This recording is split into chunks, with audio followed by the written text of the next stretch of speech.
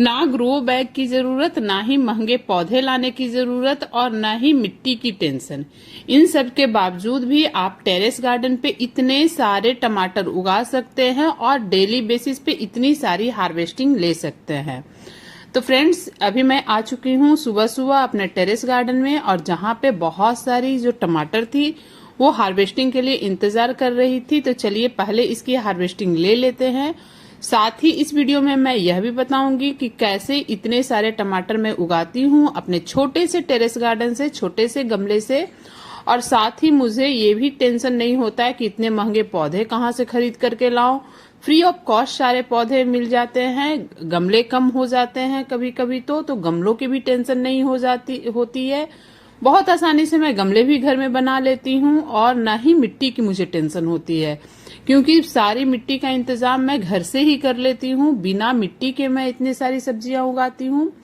तो फ्रेंड्स, ये सारी जानकारी आज के इस वीडियो में मैं दूंगी। तब तक आप देख सकते हो कितने सारे टमाटर मुझे मिले हैं, और आप बिलीव नहीं करोगे, इस सीजन में मुझे कभी भी टमाटर खरीदना नहीं पड़ा अपने फैमिली के लिए। बहुत सारे टमाटर के पौधे और हार्वेस्टिंग आज मुझे मिली है। तो फ्रेंड्स, वो पौधा जो था वो खत्म होने वाला है, क्योंकि कुछ ही दिनों में उसके सीजन ऑफ होने वाले हैं। इसके साथ ही बहुत सारे और भी टमाटर के पौधे लग चुके हैं मेरे यहाँ, और देखिए सब में फ्लावरिंग भी शुरू हो गए हैं, और सभी स्टेज में है। किसी किसी में फ्लावरिंग शुरू हुई है, किसी किसी में फ्रूटिंग भी शुरू हो गई है, कोई फ्रूट्स पक भी गए हैं, और कुछ फ्रूट्स अभी हरे हैं। तो फ्रेंड्स, इन सब चीजों को मैं कैसे ध्यान रखती हूँ, कैसे मुफ्त में इतनी सारी सब्जियां उगाती हूँ अपने टेरेस गार्डन में, ये सारी बातें आज के इस वीडियो में मैं बताऊंगी। तो वीडियो के लास्ट तक जरूर बने रहें, और अगर अभी तक आपने मेरे चैनल को सब्सक्राइब नहीं किया है तो जरूर कर ले, ताकि गार्डनिंग से रिलेटेड जो भी वीडियोज मैं लाती हूँ, तरह तरह के अपडेट लाती हूँ, उसका नोटिफिकेशन आप तक सबसे पहले पहुंच सके। तो फ्रेंड्स, सबसे पहले बात आती है कि हम टमाटर के पौधे कहाँ से लाते हैं। तो फ्रेंड्स, मैं कभी भी टमाटर के पौधे नहीं खरीदती हूँ। जो मैं घर से किचन वेस्ट निकलते हैं, जो हमारे घर से किचन के छिलके निकलते हैं, उसमें जो भी टमाटर मैं फेंक देती हूँ, जो इस तरह से किचन वेस्ट होते हैं, और उसमें जो टमाटर वगैरह के टुकड़े वगैरह चले जाते हैं या गिर जाते हैं, जब मैं मिट्टी के तल में उसे डालती हूँ तो खुद से ही एक कभी कभी पौधे मिल जाते हैं मुझे, और उस पौधे को मैं उखाड़ करके, देखिए इस तरह से जब टमाटर के पौधे उखाड़ के और मैं इसे वापस उसकी जगह पे लगा देती हूँ, तभी मुझे टमाटर का पौधा मिल जाता है। तो फ्रेंड्स, जो ये गमला है उसमें एक टमाटर के पौधे ऑलरेडी मिले हुए हैं, लगे हुए हैं, और इस पौधे को भी अभी मुझे लगा देना है। तो कुछ नहीं करना है, मिट्टी मेरी सॉइल जो थी वो मॉइस्चर थी, तो इस तरह से मैंने इसमें डाल करके इसके गड्ढे को लगा करके, और ये जो पौधा है इसको मैं इसमें लगा दूंगी, और लगा देने के बाद मुझे कुछ ही दिनों में, अगले महीने तक इससे भी हार्वेस्टिंग मिल जाती है। तो फ्रेंड्स, टमाटर के पौधे में ज्यादा दिन नहीं लगता है हार्वेस्टिंग में, 1 से 1.5 महीने बाद ये फ्लावरिंग वगैरह, छोटे से पौधे से ही फ्लावरिंग वगैरह करने लगते हैं। जैसा कि आप देख रहे हैं, छोटे छोटे पौधे में बहुत सारे फ्लावरिंग आने लगे हैं, और इस तरह से ही अगले महीने से एक पौधा मेरा फिर से रेडी हो गया है। तो फ्रेंड्स, अभी जो मेरे घर में टमाटर है वो कई स्टेज में है। कुछ पौधे सूखने वाले हैं, मतलब 1-2 महीने में ये खत्म हो जाएंगे, तब तक दूसरे पौधे मेरे तैयार हो जाएंगे।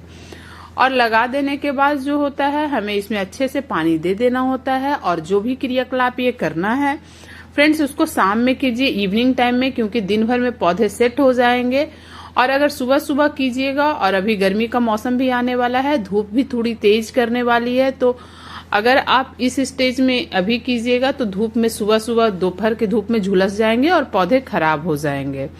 इसके बाद फ्रेंड्स, अभी मैं और आ रही हूँ अपने छत पे जो टमाटर लगे हुए हैं तो उसमें देखने के लिए। तो देखिए, अभी बहुत सारे हरे हरे टमाटर भी लगने वाले हैं, लगे हुए हैं कुछ कुछ पौधे, और कुछ कुछ में फ्लावरिंग आ रहे हैं। इसका पॉलिनेशन भी अभी करना है। और जब गमले मेरे यहाँ कम हो जाते हैं, जैसे, तो ज्यादातर मैं फ्रूट क्रेट में ही पौधे लगाती हूँ, और जब फ्रूट क्रेट भर जाता है, क्योंकि टमाटर के लिए 2 पौधे से ज्यादा उसमें लगेंगे नहीं, तो ये जो होता है, जो भी पेंटिंग वगैरह में बाल्टी आती है, बकेट आती है, उसमें भी लगाती हूँ। और कभी कभी तो ऐसा होता है कि ये बकेट भी मुझे कभी खाली नहीं मिलते, तो मैं बोरी का जो है ग्रो बैग बना लेती हूँ घर पे ही, तो जो भी बूढ़े वगैरह रहते हैं उसके देख रहे हैं, मैं इसे ग्रो बैग बना लेती हूँ और ग्रो बैग में ही इस तरह से 2 पौधे मैंने लगा रखा है। छोटी बोड़ी का रहता है तो 1 पौधे लगाते हूँ और बड़े बोड़ी रहती है तो इसमें 2 पौधे। इस बोड़ी में मैंने 2 पौधे लगाया है। ग्रोथ इसकी भी बहुत अच्छी है, देखिए फ्लावरिंग वगैरह हर जगह पर आ रहे हैं और फ्लावरिंग आने के साथ साथ इसमें भी अच्छी मुझे रिजल्ट मिल रहे हैं। तो फ्रेंड्स ऐसे ही मैनेज करती हूँ मैं पौधों को। और इसके साथ ही अभी मैं बता रही हूँ आपको कि जब पौधे को किस किस स्टेज में कैसे कैसे केयर करती हूँ। तो सबसे पहले जब बात आती है मिट्टी की, तो मिट्टी के लिए मुझे कुछ नहीं सोचना पड़ता है। ये जो मिट्टी है ऊपर से भरी हुई दिख रही है, इसके नीचे जो भी मेरे घर से किचन वेस्ट निकले हैं, किचन के छिलके निकले हैं, उसके अंदर मैं डाल देती हूँ। डाल के ऊपर से एक मिट्टी का लेयर डाल देती हूँ, जो मेरे लिए देखिए इस तरह से मिट्टी मेरे घर में तैयार हो जाती है। और उसके बाद मुझे इसमें 2 से 3 पौधे मैं बहुत आसानी से इतने बड़े ग्रो बैग में लगा लेती हूँ। इसके बाद जब फ्रेंड्स बात आती है कि बहुत बार क्या होता है कि पौधों में भी पत्तियां वगैरह झुलसने लगती है, पौधे की पत्तियां पीले पड़ने लगते हैं या लीफ माइंस वगैरह देखिएगा पत्तों पे तरह तरह के कीड़े आने लगते हैं, तो उन सब को भी मैं तोड़ के जल्दी ही हटा लेती हूँ ताकि यह दूसरे पत्तों पे ना फैले।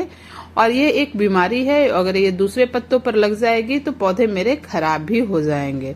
देखिए कैसे लीफ माइंस लगे हुए हैं, तो इन सब पत्तों को जितनी जल्दी होती है उसे मैं हटा ही लेती हूँ।